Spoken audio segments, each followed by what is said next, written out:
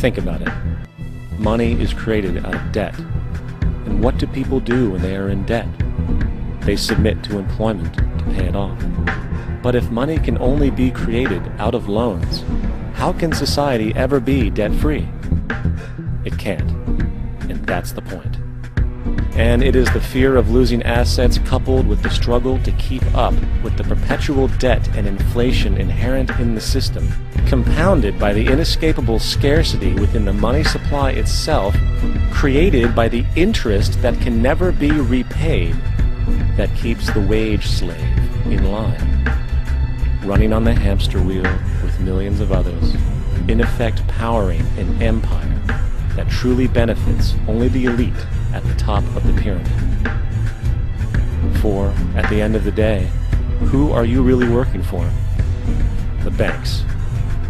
Money is created in a bank and invariably ends up in a bank. They are the true masters, along with the corporations and governments they support. Physical slavery requires people to be housed and fed. Economic slavery requires people to feed and house themselves. It is one of the most ingenious scams for social manipulation ever created, and at its core, it is an invisible war against the population. Debt is the weapon used to conquer and enslave societies, and interest is its prime ammunition. And as the majority walks around oblivious to this reality, the banks, in collusion with governments and corporations, continue to perfect and expand their tactics of economic warfare, spawning new bases. I think it's possible to brainwash, manipulate, coerce people to do just about anything. Healthy religion preserves a person's sense of free will, whereas destructive mind control cults do not want people to think for themselves. Under the right circumstances, most people can have their views manipulated and altered. The big problem with cults in our society is that the victims appear to be willing. They're drawn in, seeking self-improvement or a desire to do good things, and are swiftly embodied in a context that affects their thinking and behavior more and more, getting them to do things that they would never do before, whether it be Jonestown, whether it be Waco, whether it be the Tokyo subway system. Bombistas suicidas, assassinos em série, suicídios em massa. Tudo isto e ainda outros comportamentos extremistas são provas horrendas da evolução do controle mental. The lesson to be learned is that possibility is always there, and it may be for anybody. Somehow, the average citizen thinks that his or her mind could never be manipulated, and yet every day we're manipulated by each other, we're manipulated by advertising. 1,000 things impact and manipulate us in different ways. We're bombarded with messages from the media, the radio, the television, and from newspapers that shape our perceptions of the world.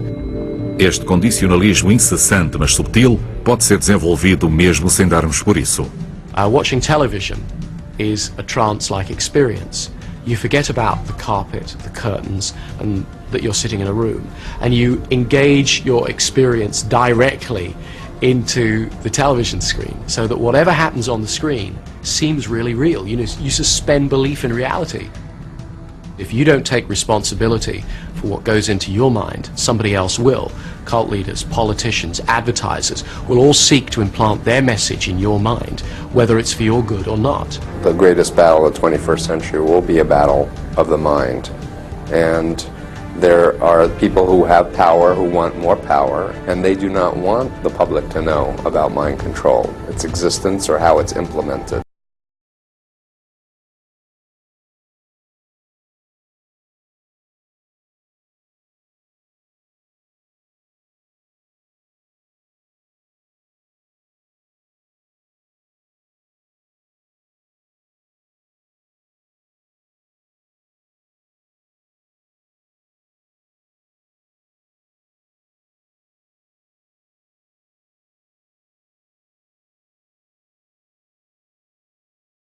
In the West, we inherit the idea of law from those ancient conceptions of God, and it is even passed down into science, where we discuss laws of nature. But one recognizes more and more in the sciences that what we call laws of nature are simply observed regularities in the way things behave. And you, in order to observe regularities, you must look at things through something regular. That is to say, you must lay a ruler alongside them, or compare their behavior with the regular behavior of a clock. But clocks and rulers are human inventions. They are regular measures which we use for comparing the rates of change. Say, a clock is a measure of a rate of change. It's quite arbitrary. But we very easily compare our regulation measuring devices with what makes things happen, as if the sun rises because it's 6 in the morning. Now that's being completely backwards in one's thinking. And we get into the same confusion when we imagine, for example, that money is wealth. Here we have fantastic wealth, you know, and we have the technological possibility of making everybody on earth the enjoyer of an independent income. We can't do it because people say, where's the money going to come from?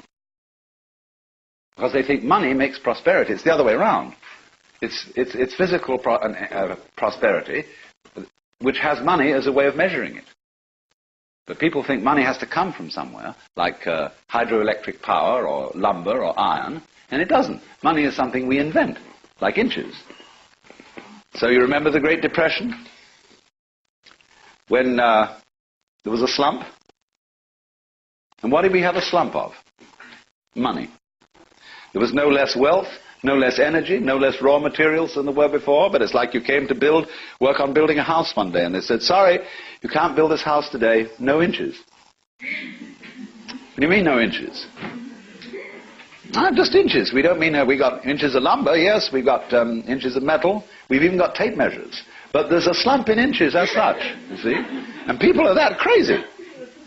They can have a depression because they've got no inches to go around, or no dollars. That's all a lot of nonsense.